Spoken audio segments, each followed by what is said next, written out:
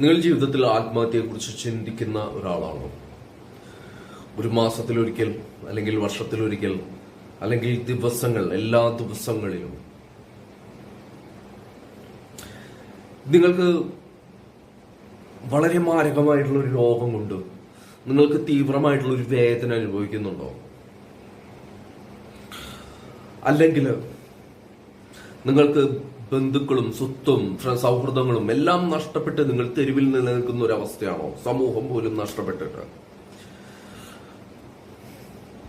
അല്ലെങ്കിൽ നിങ്ങൾ ഒരു ലക്ഷ്യം വെച്ച് ആ ലക്ഷ്യത്തിന് വേണ്ടി നിരന്തരമായി പ്രവർത്തിച്ചുകൊണ്ട് ആ ലക്ഷ്യം നേടാനാവാതെ വയസ്സും കഴിഞ്ഞു പോയി, ഒരു 19 വയസ്സ് 60 വയസ്സൊക്കെ ആയിട്ടും ലക്ഷ്യത്തിലേക്ക് എത്താൻ കഴിയാതെ വല്ലാത്തൊരു വേദന അനുഭവിക്കുന്ന ഒരാളാണോ നിങ്ങൾ? അങ്ങനെയുള്ള ഒരാള് അവസാനത്തെ ഒരു സൊല്യൂഷനായിട്ട് കാണുന്നത് ആത്മഹത്യയാണ്. അതായത് ആത്മഹത്യക്ക് തൊട്ടു മുമ്പ് നമുക്കൊരു സൊല്യൂഷൻ ഉണ്ട്. ആ സൊല്യൂഷൻ എന്ന് പറയുന്നത് അതിജീവനമാണ്. ഓരോ നിമിഷത്തിലും നമുക്ക് അതിജീവിക്കാനുള്ള ഒരു സ്പേസ് ഉണ്ട്. നമ്മുടെ ബുദ്ധി പ്രവർത്തിക്കുന്നുണ്ടെങ്കിൽ, നമ്മുടെ ശരീരം പ്രവർത്തിക്കുന്നുണ്ടെങ്കിൽ, നമ്മുടെ ശരീരത്തിൽ ഏതെങ്കിലും ഒരു അവയവം പ്രവർത്തിക്കുന്നുണ്ടെങ്കിൽ, നമുക്ക് ആത്മഹത്യ ചെയ്യാനുള്ള ഒരു കഴിവുണ്ടെങ്കിൽ ഉറപ്പായിട്ടും അതിനു മുമ്പുള്ള ആ ഒരു സൊല്യൂഷനുള്ള സ്പേസ് നിങ്ങൾക്കുണ്ട്. അതിജീവിക്കാനുള്ള ഒരു സ്പേസ് നിങ്ങൾക്കുണ്ട്. ഒരുപക്ഷെ ശരീരം തളർന്നു കിടക്കുന്ന ഒരു വ്യക്തിയാണ്, അയാൾക്ക് ആത്മഹത്യ ചെയ്യാനുള്ള കഴിവ് പോലും ഇല്ലെങ്കിൽ പോലും അതിജീവിക്കാനുള്ള ഒരു സ്പേസ് അവിടെയും ഉണ്ട്.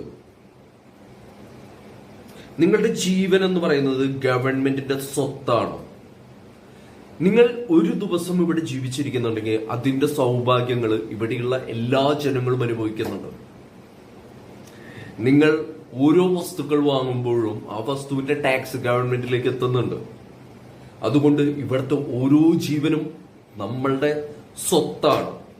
അതുകൊണ്ട് ആത്മഹത്യയെക്കുറിച്ച് ചിന്തിക്കാതെ പേടിക്കൊണ്ട് നിങ്ങളുടെ അതിജീവനത്തിനെ കുറിച്ച് ചിന്തിക്കുക. അതിജീവനത്തിൻ്റെതായിട്ടുള്ള സ്പേസിലേക്ക് എത്തുക. നിരന്തരമായി ചിന്തിക്കും, നിങ്ങൾക്ക് ആ സ്പേസിലേക്ക് എത്താൻ കഴിയും, ഉറപ്പായിട്ടും എത്താൻ കഴിയും എന്ന് പറഞ്ഞുകൊണ്ട്